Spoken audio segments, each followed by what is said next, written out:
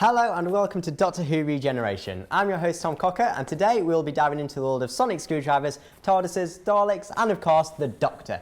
I'm joined today by two fellow Whovians, Safi and Anthony.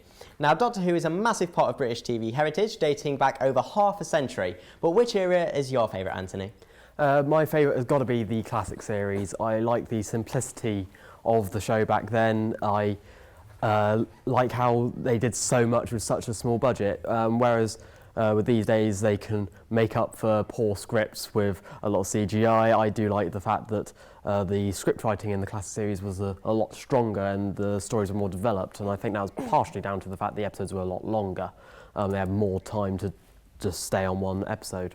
I mean, compared to now, like you say, the writers had a lot more work put in for them because of the lack of technology. So let's move on to your favourite Doctor. Who's your favourite Doctor and why?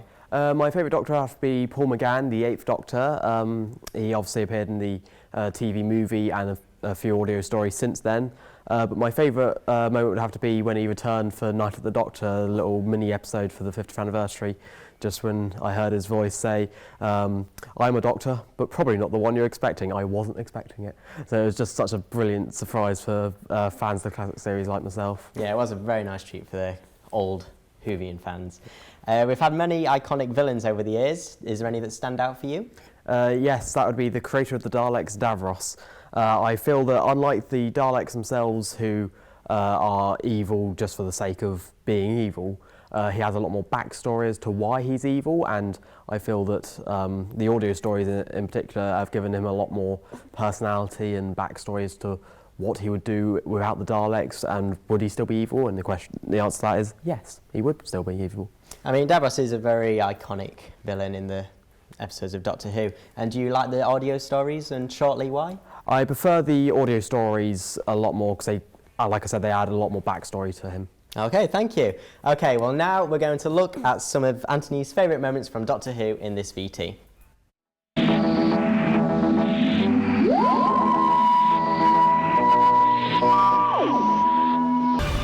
are we going? Back of the ship. Why? Because the front crashes first. Think it through. To hold in my hand a capsule that contained such power. To know that life and death on such a scale was my choice. Now, Doctor Who has used CGI a lot this series and over the past modern series. Is there any particular CGI moments that stand out for you? Well, like you said, the newer series obviously use a lot of CGI, but back in the classic series when the budget was a lot lower and the technology for CGI hadn't been developed as much, any CGI was brilliant. And I think the ones that stand out the most are Sylvester McCoy's era, all the CGI that was used then, because the budget was the lowest it had ever been, and yet they still managed to budget for some CGI. I mean, there's an episode with called Silver Nemesis with the Cybermen, and just some of the battle scenes with them firing their lasers. It's just amazing they managed to do that for that era. Yeah, I mean, as we were just saying about the CGI, one moment that always stands out for me in the classic series is the 5 Doctors with the teleport, and it just takes the Doctors out of time. It looks so bad, but what could you do back then? And Doctor Who has progressed over the years, like you say. How do you see it going in the future? Well, with a lot of media these days, it's moving into a more serious and more darker tone. I feel that with Peter Capaldi being a much darker Doctor than his immediate predecessors, Tennant and Smith, I feel that that's the direction it's heading. It's going to head into a more darker, more serious tone. Okay, thank you. Okay, well now we're going to look at a man called Richard Burgess and find out his thoughts on Doctor Who. I think each Doctor has always been very different from the one that's gone before. I think the newer Doctors have definitely had their origins in the original Doctors.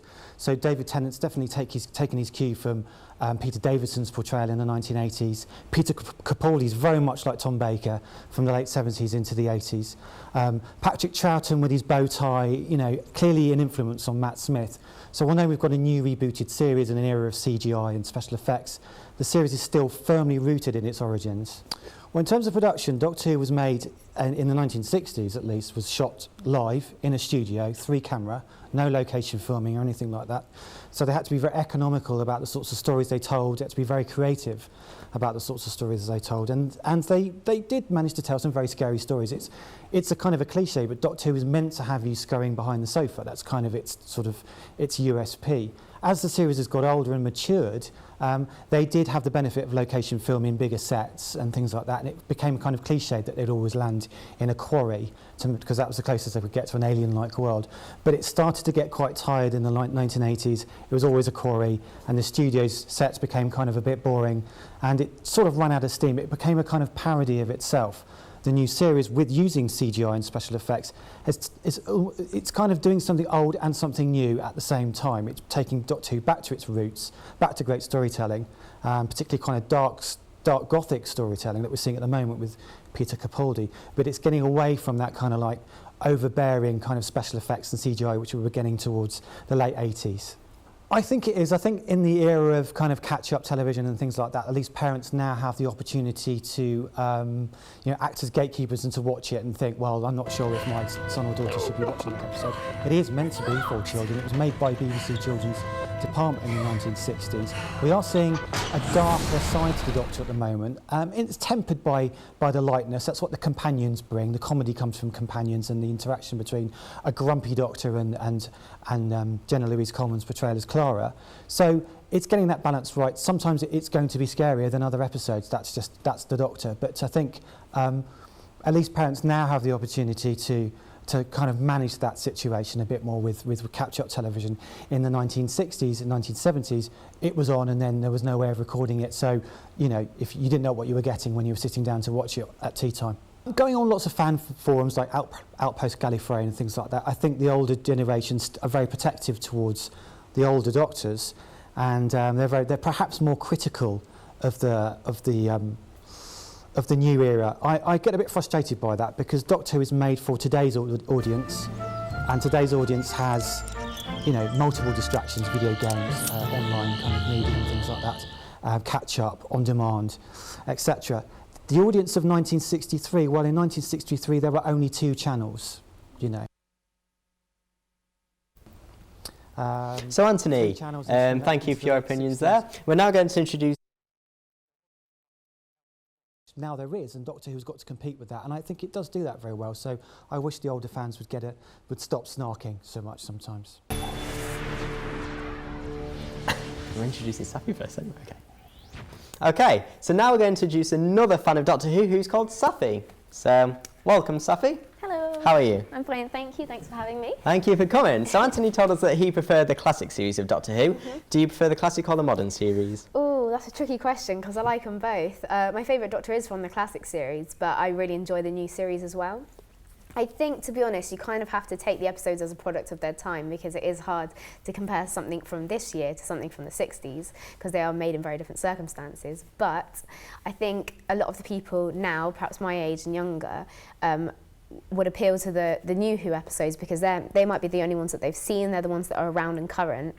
And they're also the ones that sort of appeal a bit to the life now as it is, whereas some of the older episodes, they're dated and they're old, but they're still good and enjoyable. So yeah, I mean the writers have to be careful about appealing to the right audience, especially in the modern series. And so let's move on to your favourite Doctor. Who's your favourite Doctor and why? My favourite Doctor is Peter Davison, the 5th Doctor from the 80s. I really enjoy his episodes. He's quite fun, can be a bit silly, but he can also be quite serious. I think he's the most human of the Doctors. I think he just kind of wants to fit in a little bit with his cricket and things like that. He's the happiest when he's playing cricket. He does have a very strange attire. Yeah, what he's wearing. Actually, you're wearing a bit today. Yeah. Anthony mentioned that Davros is his favourite villain. Do you have a favourite villain?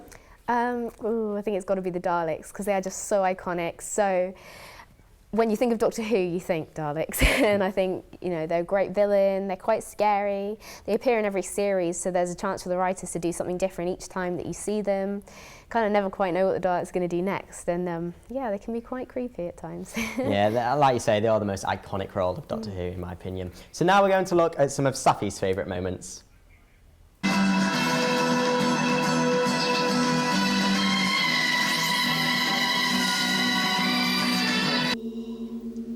That's the trouble with regeneration. You never quite know what you're going to get.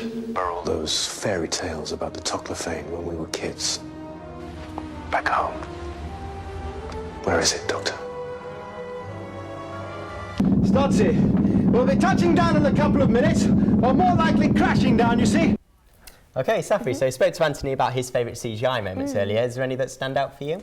I think the CGI has been really good, particularly in the new Who. I think they really develop it. They've got a lot of new technology to play around with, so that's come on quite a bit since the classic series. I think last Saturday's episode was very good with their CGI. I like what they're doing. It's very clever and very nice. But one moment that stands out for me the most is in New Earth, a new Earth planet, and they've kind of redesigned it. And they have a beautiful cityscape with spaceships flying that BBC Two still use in their idents. Like you said on Saturday's episode, it was very clever how they used the 2D and 3D element and combined them. I thought it was very clever.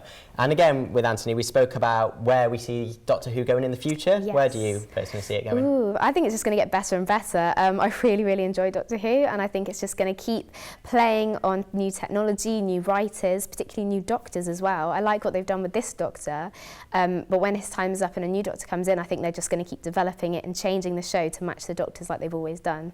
It is very good how the writers make the Doctor who they are through the writing, like whether they're light or a dark character. Yes. And so, okay, well, thank you for that. We're now going to go back over and join Anthony and ask them a few more questions. Ready? Okay, so Anthony, we were just discussing how writers need to write specifically for each Doctor. Do you prefer the lighter episodes or the darker episodes of Doctor Who? I prefer the darker episodes because they tend to be more serious as a storyline. Obviously, they have their lighter aspects to them. They're sort of more jokey and more one-liners. But the seriousness where there are more consequences for the Doctor's actions, he is living a dangerous lifestyle. And episodes which don't sort of show the consequences of that dangerous lifestyle don't really appeal to me. I prefer when it's darker and more serious.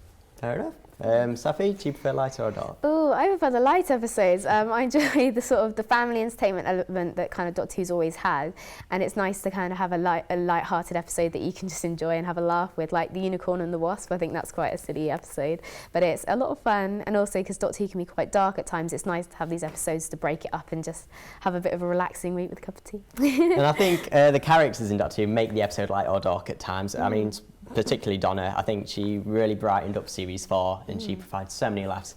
Do you like Donna, Anthony? I'm in two minds.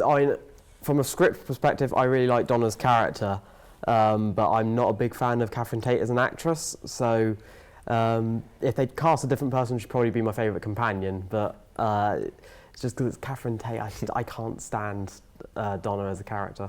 Fair enough. Safi? Oh, I love Donna. I think she's great. I really enjoy her character. She can be a bit silly, and it's got the Doctor and her relationship is very interesting. It's not just sort of the companion fancies the Doctor a bit. They're just kind of two good friends, and she's not afraid to tell him off at times as well.